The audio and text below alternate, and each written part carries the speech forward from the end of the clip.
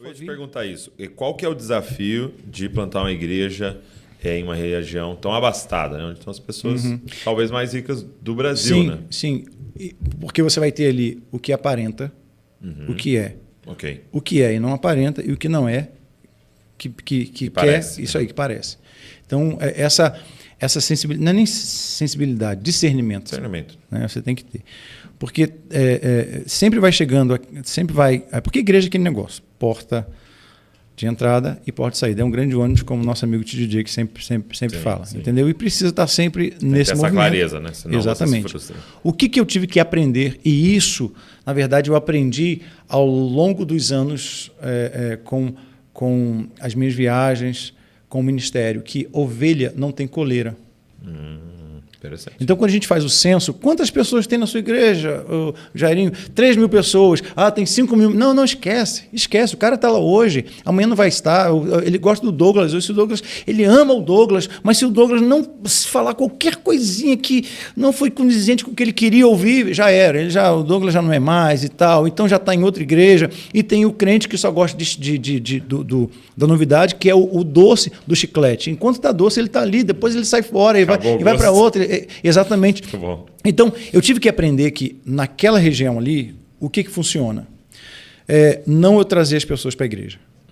Não funciona isso. O que eu tive que fazer então? Não convidar as pessoas para a igreja, mas preparar pessoas para que Jesus fosse até elas. Entendi. Então eu comecei... O que eu faço hoje... Preparar missionários para dentro dos condomínios. Exato. Por quê? Aí você começa a ter problema. Porque a igreja cheia, olha só, como um corpo, nem tudo que está no corpo faz parte do corpo. Verruga não faz parte do corpo e cresce. O câncer, né? Exatamente, o câncer. A unha, o cabelo, são células mortas, mas crescem. Então eu precisei entender que o corpo de Cristo, não o corpo de Frankenstein, tem que crescer de forma sadia. E como que eu tenho que fazer isso? Eu faço isso treinando pessoas que hoje eu chamo de mentoria. E eu tenho vários empresários, pessoas que eu dou uma direção, mas eu estou discipulando. Eles estão sentados à mesa comigo. Então, a intenção... eu tive que entender isso, Douglas. Não foi fazer uma igreja para 1.500 cadeiras, porque ela é confortável demais. As cadeiras são ergonômicas. Você tem a maior projeção mapeada. Até então era nossa, hoje já tem outras, né? Mas a acústica... Exatamente. A acústica lá é perfeita. Eu como maestro... Não aguentou, né? Não aguentou. Exatamente. Produtor, não aguentou um eco, né? O som é impecável lá. O som é impecável, entendeu? Porque eu não consigo pela minha sensibilidade musical, entendeu? Então nós temos uma igreja muito boa, agradável, que eu não abro mão da presença de Deus. Mas eu entendi o seguinte, que hoje você pode estar lá, amanhã você pode não estar. Mais uma coisa você precisa entender, tá? De alfa. Se você entrar ali uma vez só, você pode entrar uma vez, ficar isso só um dia. Você foi um dia ou 2 dias, ou foi 2 vezes, 3 vezes, você vai levar um pedacinho da De Alfa para qualquer lugar que você for. Muito bom. Porque todos que trabalham comigo, eu sou exigente na iluminação. Sabe por quê? Porque eu ouvia, quando eu era produtor assíduo, eu ouvia cantores do meio secular dizendo o seguinte: eu ouço o trabalho da Cassiane pelas trompas que o maestro coloca. Quem é esse cara? Era o Jairo. Então, como também eu ouvia muitos cantores dizendo o seguinte, donos de estúdio, aqui, crente não grava, se gravava, gravar no porão. Foi onde me desafiou a construir o Reuel Studios. Demais. Então eu trouxe um cara dos Estados Unidos para fazer o melhor estúdio. Então, na De Alfa, eu falei assim, olha, eu vou fazer da mesma forma, eu vou fazer com excelência.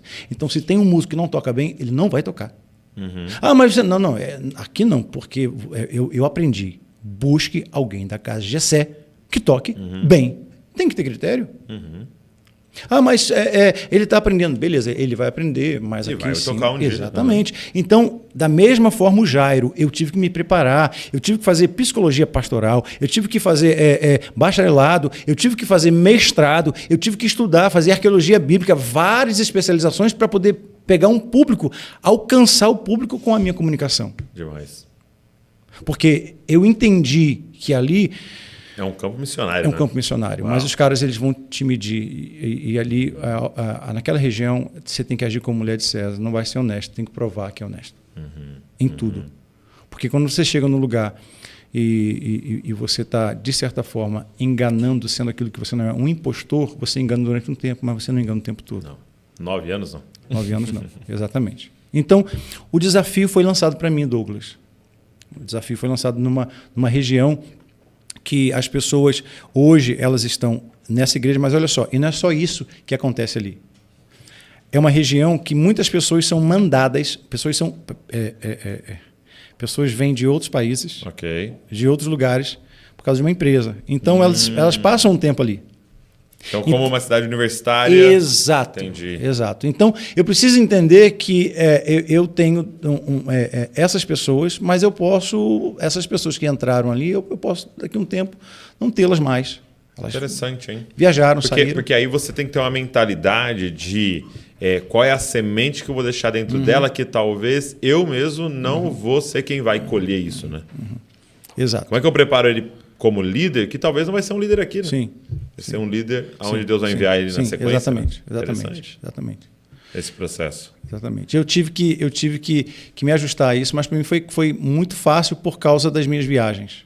Sim. Entendeu? Eu andei com muitos pastores, aprendi muito com seu pai, aprendi com outros pastores. Então, eu tenho isso dentro. Então, isso está como uma essência. Então, eu derramo neles aquilo que é o Jairo, a mensagem que eu carrego, eu entrego para eles o melhor. E eles sabem disso. Sim. Quando eles forem embora para outro lugar, eles vão levar um pedacinho da De Alfa, eles vão levar um pedacinho do Jairo, um pedacinho da Cassiane.